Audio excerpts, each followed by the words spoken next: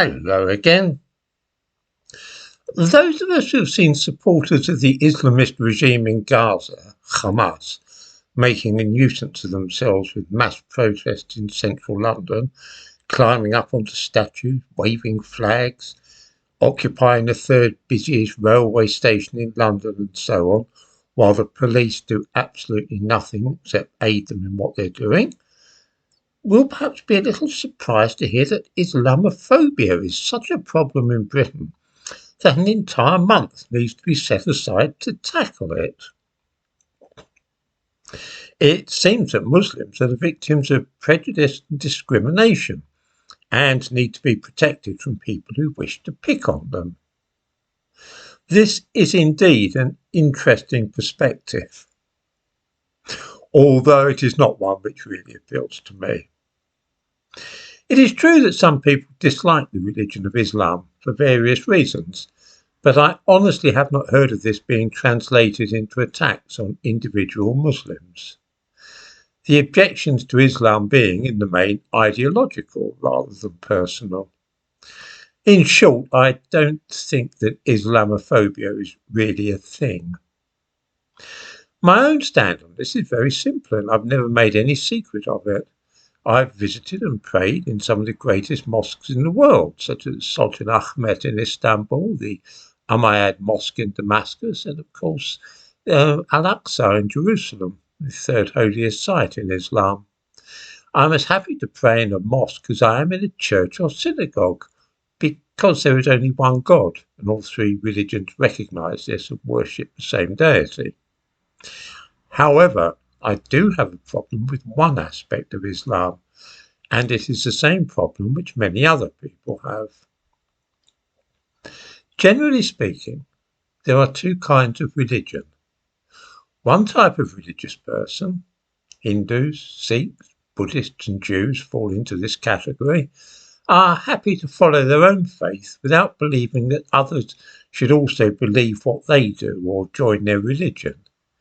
Hindus do not denounce Christians or Jews or claim that their religions are false, and nor do they expect other people to follow the same religion that they do.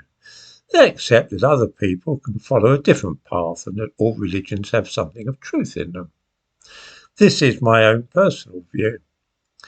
Those belonging to these faiths do not set out to destroy those who belong to other religions or to spread their religion by violence. The other main type of religion are those which claim to hold the only truth, and they say that anybody who does not follow their faith is a deluded fool and will very likely go to hell. Christianity and Islam both fall into this category, or rather I should say that certain sects of those religions feel this way very strongly. I've known a number of Christians who honestly thought that I will go to hell because I do not accept that Jesus Christ is the Son of God. They regard all other religions as the work of the devil and think that only Christians are loved by the Lord. It is this attitude, of course, which led to the Crusades and the Inquisition, as well as witch trials in this country. This type of Christianity is not as widespread as once it was, but I still meet people regularly who hold to this approach. There are two local churches in the Essex town in which I live which preach this awful doctrine. This viewpoint is very common among the followers of Islam, who see other religions as being dangerous and false and think that they should ideally be suppressed. Even democracy is seen as the work of the devil and likely to lead to people trusting in their own wisdom rather than turning to the Quran for guidance. I have no time at all for this kind of theology. It is not universal in Islam in Britain, I hasten to add. I've had perfectly sensible and sane conversations with Muslims and found that we agree on 99.9% of points, and this has been it's resulted in my being invited to services at mosques. The Ahmadiyya Muslims, for example, reject violence utterly and say that the only jihad worth pursuing is the internal battle against our own bad instincts and that terrorism is utterly forbidden. They also believe, as I do, that there is no contradiction and can never be a contradiction between science and religion. Abdus Salam, the Pakistani scientist who won the Nobel Prize for Physics a few years ago, is a devout Ahmadi. But it is perhaps fair to say that this tolerant and easygoing approach in Islam is not as common as the rigid and exclusive kind. I don't believe that there is any Islamophobia in Britain at all.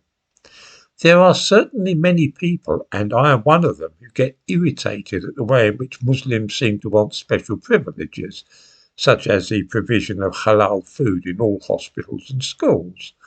That is annoying. I also, like some others, get ticked off when I see Muslims taking advantage of the tolerant nature of this country to get up to tricks which would not be tolerated in a Muslim country like Saudi Arabia or Iran. But being annoyed by certain conduct is a very different thing from hating people or wishing to do them harm. I get irritated with some extreme forms of Christianity too, but in the same way, this is not translated into hostility towards individuals. Why we should need an entire month devoted to Islam in this way, I have no idea, but I would certainly be very happy if this particular way of marking November would be scrapped.